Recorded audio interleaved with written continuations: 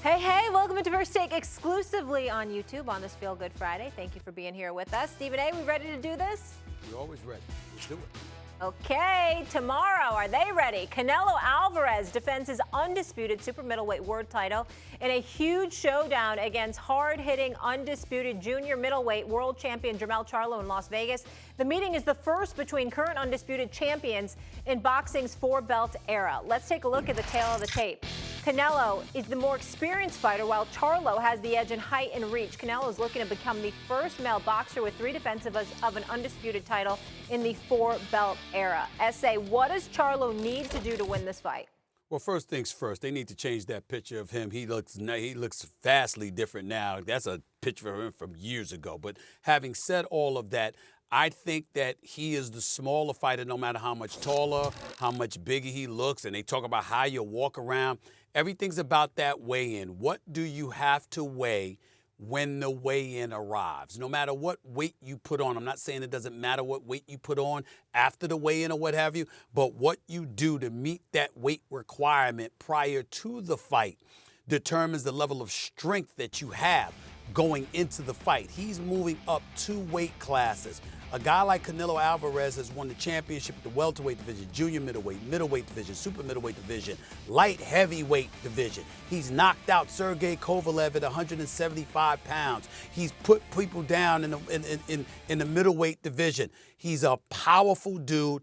Every shot practically that he throws is a power shot. He's got this really thick neck, Molly, where it enables him to take punches that most people can't take. He can not only give it, he can take it. So for me, when I think about Charlo, he's got to be very, very active, but he has to use that boxing IQ, and he has to do everything that he can to stay away from Canelo. Caleb Plant is a very skilled and gifted boxer. People underestimate him. He can really box. He doesn't have a lot of power, even though he's had some knockouts, some spectacular knockouts. Doesn't have big-time power, but he's a skilled boxer. And what did Canelo do? He just stalked him and stalked him and stalked him until he finally caught him, because he's going to chop you down with those body shots, those hooks to the liver. This guy, this is what he does, and the kidneys as well. This is what Canelo does. And so for me, Charlo being a guy, it would be one thing if I saw him display the ability of a Floyd Money Mayweather, who could fight you moving backwards. I have seen very rare fighters with that level of skill. Charlo usually fights standing in front of you, or usually fights moving side to side with lateral movement or coming at you.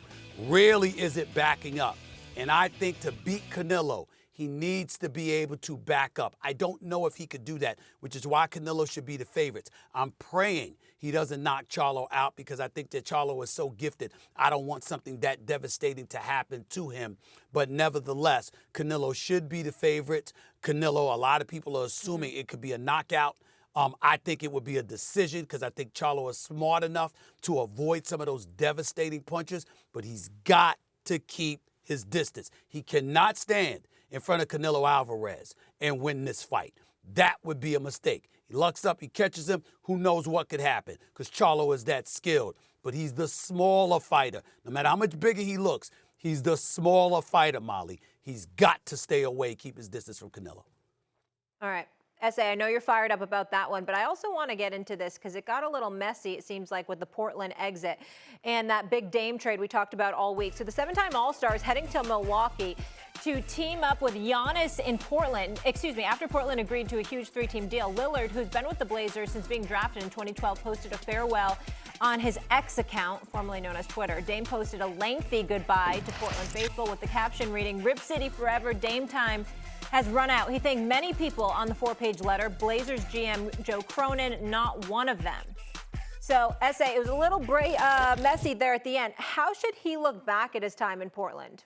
Well, listen, the bottom line is he went to one Western Conference championship series. He's never played in the NBA Finals, never won a championship.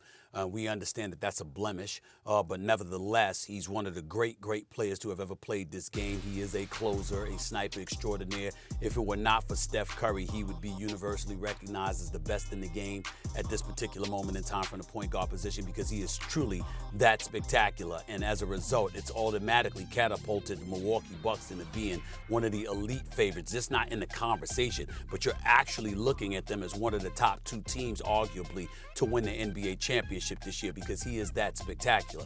Having said that, it's something that I think is important to address. You know, everybody's talking about the money that he's getting paid. He's owed like about $200 million over the next 4 years or so, and how he's gotten paid throughout the years. He has exhibited an incredible amount of loyalty to Portland. Now, obviously, Portland made a good deal. They made a deal that was in their best interest, and they shouldn't be excoriated for that. But when you see him acting this way, what I think has gone unnoticed, we've got too many people looking at his salary. They're looking at the fact that he was under contract. They're thinking about other players like James Harden and others who've pushed their way out. Damian Lillard, for years, when everybody was begging him to leave Portland, never, ever, ever wanted to leave. But now that he wanted out, everybody's want to get on him. Keep in mind, Molly, that sometimes these players are made promises by some of these executives. I'm not here to defend James Harden, for example, but James Harden loved Daryl Morey. And all of a sudden, he's calling him a liar. I'm not saying James Harden is right. I'm saying it's worth the question. Daryl Morey, did you lie to him? Did you make a promise and then renege? Well, the same thing goes with the Portland Trail Blazers when it comes to Damian Lillard. Did you tell Damian Lillard that when you want to leave, we will oblige your wishes? Yes or no? Now, if they say no, that's a different animal. But if the answer is not no, then you made him a promise and then you reneged on it because he might have left years earlier if he didn't trust you. But he did trust you, and he stayed 5, 6, 7 years later than people were imploring him to leave. He stayed. Did you make the promise? And that, to me, is something that has gone without being addressed with the fervor it deserves. Damian Lillard is not one to take an unprincipled position. He's a very principled brother, and he's shown that on many, many occasions. And if he feels this way about the Portland Trail Blazers, I think the Trail Blazers, meaning Mr. Cronin or anybody else that's in charge, should have to answer whatever allegations Damian Lillard will throw in their direction. Because I've never heard anybody look at Damian Lillard, Molly, and call him a liar. That has never happened. I've never heard that about him. I have a feeling you're going to be spending a lot of time in Milwaukee. But S.A., here's the good news for you. You get a 48-hour break from me. We'll be back on Monday. Shannon That's Sharp a lie. will be here. You know you'll call. No, I don't have anything to call about. I'm done for the day. Shannon Sharp's going to be here. RC, Dan Orlovsky, I might think of something, will be in the mix. And, of course, we'll continue to have more exclusive First Take debates right here on YouTube. We'll see you guys Monday at 10. Have an amazing weekend. Enjoy the game. Stay safe. Bye-bye.